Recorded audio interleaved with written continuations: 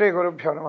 మొట్టమొదటిగా hit TV ప్రేక్షకులకు స్వాగతం, సుస్వాగతం. గతంలో కొన్ని ధర్మ సందేహాలకు జవాబులు చెప్పడం జరిగింది. మీరందరూ కూడా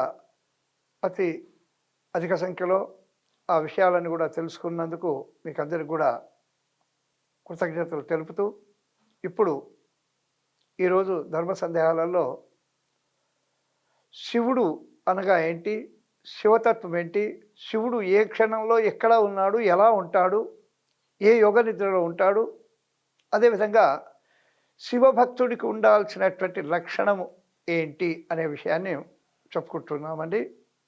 మొట్టమొదటిగా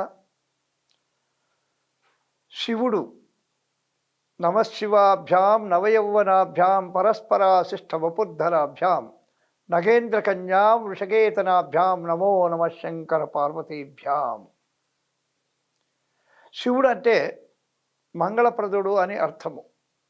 శివుడు అంటే ఒక భక్తుడు కోరినటువంటి కోరిక తనకు ఇబ్బందిని కలగజేసిన ఆ కోరికను, ఆ వరాన్ని ప్రసాదించేటువంటి తత్వము శివుడిది మాత్రమే. నారాయణుడి దగ్గరికి వచ్చినప్పుడు ఎదుటివాడు ఏమడుగుతున్నాడు, ఏమి ఇవ్వాలి అనేటువంటి ఆలోచన చేసి ఇచ్చేటువంటి చతురత కలిగినటువంటి వాడు శ్రీ మహావిష్ణువు.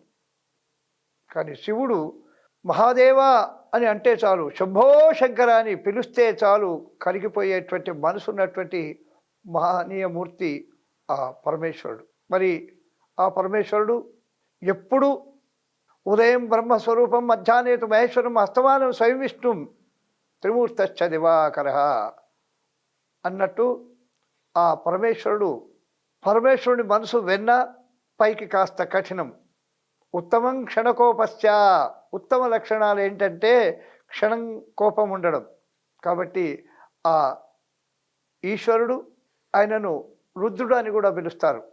ఆ రుద్రాక్షమాల ధరించి మనకు ఐశ్వర్యాన్ని ఉండడానికి, భవనాలు అన్నీ కూడా ఇవ్వడానికి ఆ మహానుభావుడు శ్మశానవాసి అయి ఉంటున్నాడండి. అంతకన్నా ఆ శివతత్వము గొప్పది. ఎంత గొప్పదంటే, శివ అంటే చాలు నేనున్నాను నీ వెంబడి అనేటువంటి తత్వం కలిగినటువంటి వాడు ఈశ్వరుడు.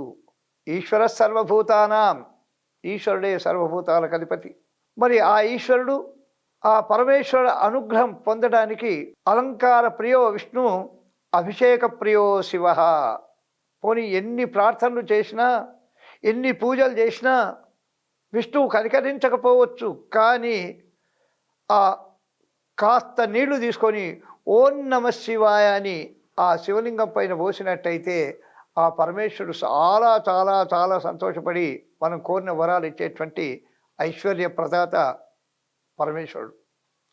ఈ పరమేశ్వరుడు ఎప్పుడు కూడా నిరంతరము అహోరాత్రాలు తన భక్తుల యొక్క యోగక్షేమాలు తెలుసుకోవడానికి నిరంతరము జాగ్రత్తావస్థల్లోనే ఉంటాడట.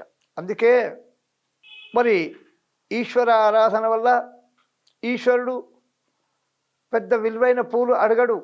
అంత బిల్వపత్రి తెచ్చి త్రిదళం త్రిగుణాకారం త్రినేత్రంచ త్రియాయుధం త్రిజన్మ పాప సంహారం ఏకబిల్వం శివార్పణం. మరి ఈ శివుడి తత్వం ఎలాంటిదయ్యా అంటే, చిన్న పిల్లవాడి తత్వం ఎలా ఉంటుందో శివుడి తత్వం అదే. అమ్మా అని ఆ భక్తుడు శివ అని అంటే చాలు నేనున్నాను అనేటువంటి బోలాతత్వము పరమేశ్వరుడిది. ఈ పరమేశ్వరుడు 24 గంటలు తన భక్త సంరక్షణార్థము జాగ్రత్తావస్థలోనే ఉంటాడు. ఇది శివతత్వం. శివతత్వంలో మరొక గొప్ప విషయము, వెనుక ముందు ఆలోచన చేయకుండా భక్తులకు వరాలు ఇచ్చేటువంటి తత్వం కూడా శివతత్వం మాత్రమే. ఈ వేరే దేవతల తత్వానికి వచ్చినప్పుడు వాళ్ళు ఇతనికి వరం ఇవ్వాలన్నా ఇవ్వద్దా, ఇతడు నిజమైన భక్తుడా కాదా అని ఆలోచన చేసేటువంటి తత్వం ఉంటుంది. కానీ శివ అంటే చాలు వెనుక ముందు ఆలోచన చేయకుండా ఇచ్చేటువంటి వరాలు ప్రసాదించేటువంటి తత్వము శివతత్వం. మనకు ఉదాహరణగా భస్మాసురుడిని చెప్పుకోవచ్చు. భస్మాసురుడు అనేటువంటి రాక్షసుడు శివ నామాన్ని జపించి బ్రహ్మాండమైనటువంటి ఆ శివానుగ్రహాన్ని పొందుతాడు. పొందినప్పుడు నీకేం కావాలా అన్నప్పుడు, అయ్యా నేను ఎవరి తలపైన చేయి పెడతానో వాళ్ళు భస్మమైపోవాలి అని చెప్పినప్పుడు, మరి వెనుక ముందు ఆలోచన చేయకుండా ఆ వరాన్ని ఇస్తాడు.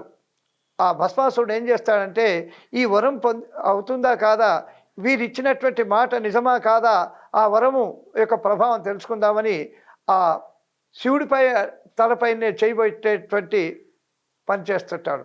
కాబట్టి తనకు హాని అయినా, తనకు కష్టమైనా, తనకే బాధ ఉన్నా అవన్నీ కూడా మర్చిపోయి భక్తానుగ్రహకారకుడైనటువంటి ఆ పరమేశ్వరుడి తత్వము, సున్నితమైన తత్వము, మరి ఆప్యాయతతో కూడినటువంటి తత్వము, కృపతో కూడినటువంటి తత్వము, ఆ యోగనిష్ఠుడైనటువంటి ఆ పరమేశ్వరుడు ఎప్పుడూ ఎల్లప్పుడూ జాగ్రత్త అవస్థలో ఉండి ఈ సర్వ వాగర్థావ్యవ సంపత్తో ఈ ఆది దంపతులు ఎవరైనా ఉన్నారా అంటే ఆ పార్వతీ పరమేశ్వరులని చెప్పక తప్పదు.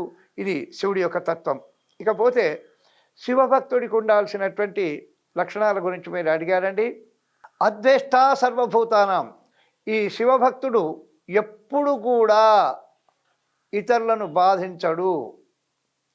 ఈ శివభక్తుడు ఎప్పుడు కూడా కూర్చున్నా అనన్యశ్చింతయంతో ఎప్పుడు కూర్చున్నా, నిలిచినా, ఏ పని చేసినా శివార్పణము అనేటువంటి బుద్ధితో, శివార్పణ బుద్ధితో మాత్రమే ఈ శివభక్తుడు ఉంటాడు.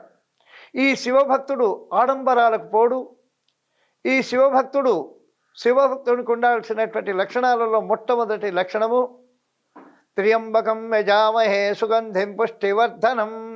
మగవాళ్ళైతే భస్మాన్ని 3 రేఖలుగా పెట్టుకుంటారు, ఆడవాళ్ళైతే భస్మాన్ని అలా పెట్టుకుంటారండి. ఆ భస్మధారణం వల్ల శివభక్తుడు అనేటువంటి విషయం తెలుస్తుంది. ఈ శివభక్తుడు ఎప్పుడు కూడా ధర్మానికి కట్టుబడి, అదేవిధంగా ధర్మ కార్యక్రమాలను నెరవేరుస్తూ, మరి ఇతరులను మోసం చేయకుండా ఉండి ఈ విధంగా ఉంటాడు. ఈ శివభక్తులకు ఒక లక్షణం ఏంటంటే క్షణకోపం ఉంటుందండి. ఈ క్షణకోపం కూడా శివభక్తులలో చాలామందికి ఉంటుంది. మొట్టమొదలు కోపపడతారు, ఆ తర్వాత ఆలోచన చేసి అయ్యో మేము అనవసరంగా కోపపడ్డామే అని చింతించి ఆ కోపాన్ని కానీ ఆ అనుగ్రహాన్ని కానీ రెండింటిని, శుభాశుభాలను కూడా శివార్పణం చేస్తూ ఉంటారు శివభక్తులు. ఇది శివభక్తులకు ఉండాల్సినటువంటి నిరాడంబరత, సచ్చీలత, నిర్భయత్వము, అదేవిధంగా అనుకున్నటువంటి పనులను సాధించడము, దైవ కార్యక్రమాలలో పాల్గొనడము, ఏ పని చేసి, భోజనం చేసినా, నిల్చున్నా, ఉద్యోగం చేసినా, ఏది చేసినా శివార్పణం అనేటువంటి బుద్ధిని కలిగి ఉండేటువంటి వాళ్ళు నిజమైనటువంటి శివభక్తులుగా భావించవచ్చండి. ఇది ఈ ధర్మ సందేహానికి, ఈ సందేహానికి జవాబు. శుభం భూయాత్.